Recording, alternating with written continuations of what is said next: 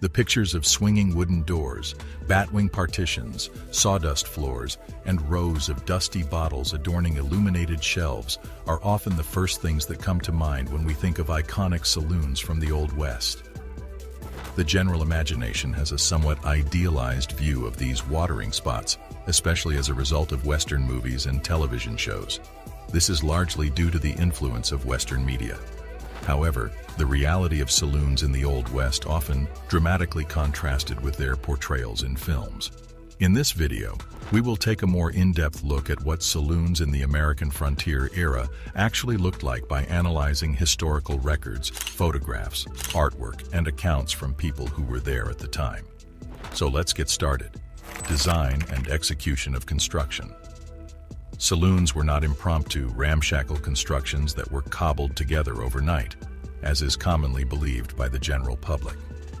Many of them had sturdy construction and walls that were up to 10 feet high and made of wood or stone.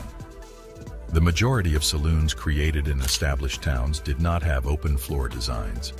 Rather, they had distinct rooms for gambling, dancing, drinking, and possibly even offering little pleasures like baths or barbers to lure rich miners and travelers. As an alternative to the swinging wooden half-doors that are typically represented, crude barriers made of scrap wood and canvas might be used to partition sections. Typical front entrances included a pair of full-sized doors. They occasionally included windows either above or flanking the doors to allow natural light to enter. Instead of a single long wooden counter running along one wall, there were multiple elaborate mahogany bars running along opposite walls, each with rows of stools facing inward. For the customer's convenience, brass footrails ran underneath. At night, illumination was provided by lamps that ran on kerosene or gas, with daylight coming in through the windows that were described. The floors were often made of wooden planks and frequently featured raised wooden platforms in the corners or down the center of the room to place tables, dance, or play games such as faro. The layout of saloons in sparsely populated boom towns and mining camps sometimes resembled that of a Google Doc. It consisted of a single open space, rather than a number of different partitions. Despite this, they attempted to make an impression with polished wood features, and they demonstrated the economic success and tenacity of their owners to build permanent fixtures in otherwise transitory settings. Customers who took their time and brought friends and family members along to try their luck were the key to the saloon's continuous success and handsome growth throughout the years. Interior furnishings. Instead of the dingy, sparse interiors that are commonly pictured, early photographs and artwork from the time period reveal saloons filled to the brim with luxury furnishings and decor. The polished brass fittings comprised magnificent chandeliers as well as sconces along the walls that held kerosene lanterns, along with promotional placards and colored bottles, cigars, chews, glasses, and bottles of alcoholic beverages graced the backlit shelves that were located behind bars. Walls were covered in wallpaper in the Victorian-era style, which was sometimes printed artistically and had stenciling or marbling around the edges and places of interest. Mirrors were hung behind and between the bars so that the inside appeared brighter and more spacious. Walls between the rows of shelves were livened up with vibrant paintings or sketches of scantily clad dancing girls, and ornate brass-topped wood bars reinforced the impressions of stability and affluence. In place of floors covered in sawdust, beautiful oriental carpets were used to soften the working spaces, and spittoons were provided for discreetly catching tobacco expectorations. Private alcove seating rooms and lounges offered overstuffed and fringed velvet settees and armchairs for speaking quietly or making business dealings out of earshot of the casual population. These places were located away from the main seating areas. Card players and drinkers had entertainment into the wee hours of the morning, thanks to the table's immaculate linens and lamp chimneys, which enclosed candles or small kerosene lamps and provided light. Pianos, string ensembles, and later graphophones provided musical entertainment that encouraged celebration. The profits obtained allowed for continuous improvements and the replacement of worn furnishings in order to maintain the reputation and comfort of the establishment. Decorative elements on the surface. In contrast to the bare pictures of plain plank buildings that are commonly associated with saloons, many of these establishments featured elaborate barkeeps and signs advertising their trade and social atmosphere. The names of drinking establishments were written in gilded letters, and vibrant artwork lured customers to enter via frequently artistically framed doors. For instance, a restored barkeep from Franklin, Nevada, that dates back to the 1870s, features rippling waves, ships, and anchors that allude to the town's proximity to the mineral richness of the Comstock lode and the traffic across the sea. Aside from the visual attractiveness they offered, barkeeps also served functional reasons, such as protecting the interior fabrics of the establishment from the sun's fading rays and preventing boisterous patrons from throwing rocks. When joined end-to-end and overlapping one another, they formed continuous canopies that shielded pavements from the sun and the rain. In contrast to the temporary nature of mining camps, the installation of these features, together with potted palms and flower baskets that hung from the ceiling, created the image of stability and prosperity.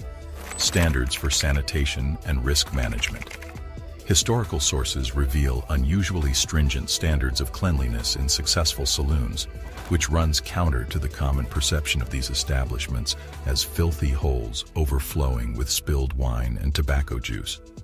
An old drinker's almanac included advice: keep it clean as a parlor. Regular sweeping and washing kept the timber floors and fittings in good condition. Zinc-lined troughs were effective at cleaning up spills, while brass cuspidors captured expectorations to make emptying quicker and easier. The constant washing of glasses was made possible by the running water, and the thick glass preserved the liquid stocks.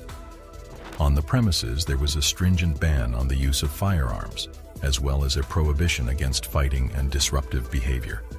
Rule violators faced instant expulsion or incarceration, thanks to the presence of paid bouncers or local law officers brought in to maintain order during busy periods.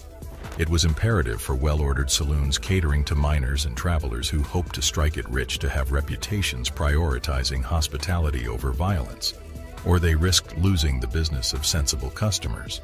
The reality shattered preconceived images of a rowdy saloon from the Old West. The key to being successful was to establish safe havens away from the elements where intrepid merchants and diligent prospectors could relax in a responsible manner. Historically authentic images show that saloons cared as much about their customers' health, safety, and comfort as they did about generating a profit, despite the fact that each business confronted its own particular obstacles during times of raucous boom. In contrast to the dingy watering holes, the saloon's interior, which is visible through the windows, reveals great attention to detail that belies the transient character of the neighboring mining camps. Let's not overlook the role of the saloon or dancehall girl, whose duty was to illuminate the nights of lonesome men yearning for female companionship. Contrary to what many might think, saloon girls seldom engage in prostitution. This was prevalent only within the seediest tier of saloons. Although respectable women often deemed these saloon girls as having fallen, their job was to entertain the guests, singing, dancing, engaging in conversation, and perhaps flirting with them a bit, inducing them to spend more in the bar, fostering drink purchases and game participation. Not all saloons employed saloon girls. For instance, on Dodge City's north side of Front Street, which upheld a respectable reputation, firearms, saloon girls, and gambling were strictly prohibited.